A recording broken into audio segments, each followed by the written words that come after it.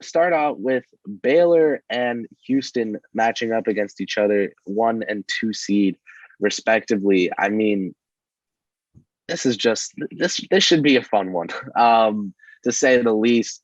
What I'm gonna run with that angle, because sometimes with March Madness for me, it really just is about watching a hell of a game.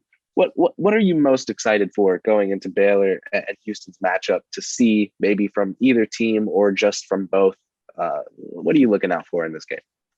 Oh, it's going to be a fun one for sure. Like you said, I'm watching this game just to see a great contest, and I think that there's a lot to look at here, but I think that it's going to end up being a shootout. Baylor is just stacked with shooters. I mean, they are, I believe, the top 3-point shooting team in the country. I think they have a 41.1 3-point percentage as a team that leads the country. Their offense is what's going to carry them. And Houston, they're second in scoring defense and first in field goal percentage defense. So you got the best offense going up against the best defense.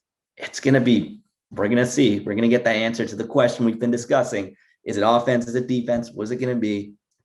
And I also want to talk about a couple narratives, a couple storylines. You got Houston coming in here. Yeah, they may be the 2 seed, but they haven't beaten a single-digit seed yet. Their path has been a little unconventional. Yeah, they faced 4 double-digit seeds.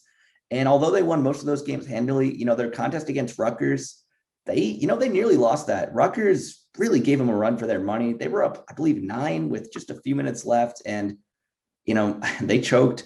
Houston, they got their things together. And ultimately, they made it all the way to the Final Four. And, what they're looking to do is they're looking to prove, are they for real?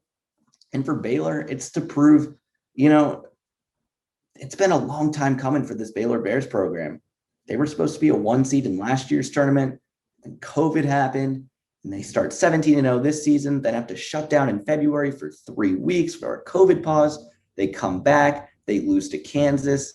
The undefeated season's gone. They lose again in the Big 12 tournament. Got a lot of question marks, but here they are.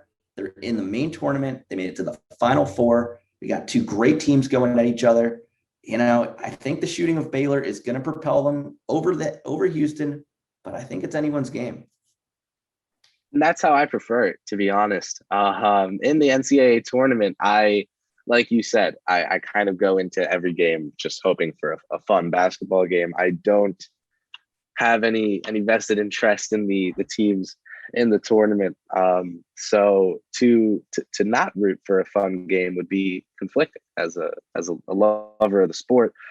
The other matchup as part of the Final Four, of course, Gonzaga going up against UCLA. This matchup a bit more lopsided on paper than the first one.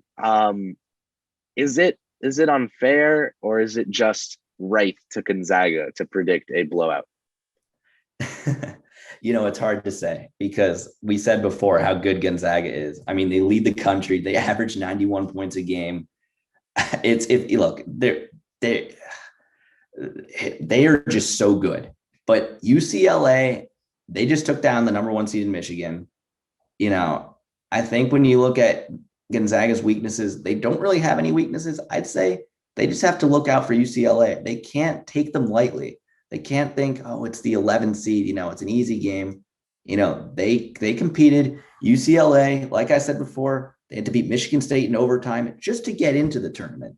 Then once they were in the tournament, they took down BYU, Abilene Christian, then the 2 seed Alabama and the 1 seed Michigan. I mean, that's one hell of a road to the Final Four. And, it's always nice to have that one Cinderella team.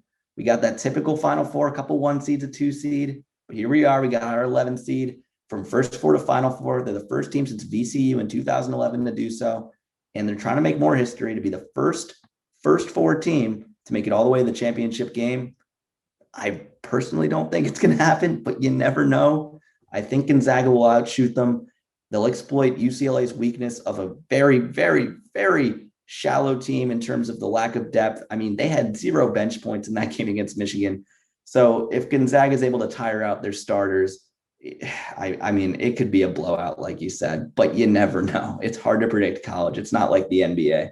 UCLA is a tough team, man. Cronin, and they play tough. I almost think to liken it, just from a coaching perspective, to my own favorite NBA franchise, New York Knicks, because Tom Thibodeau comes into games this year knowing he, at least personnel wise, may not have an advantage over many of the teams in the league, but he knows if he can keep things slow, play his game at his pace, and play a tough brand of basketball, have his team playing a tough brand of basketball, they can have a shot against anyone. And I think that's the kind of mindset that UCLA has to have going into this matchup, of course, against a team like Gonzaga, just stacked team.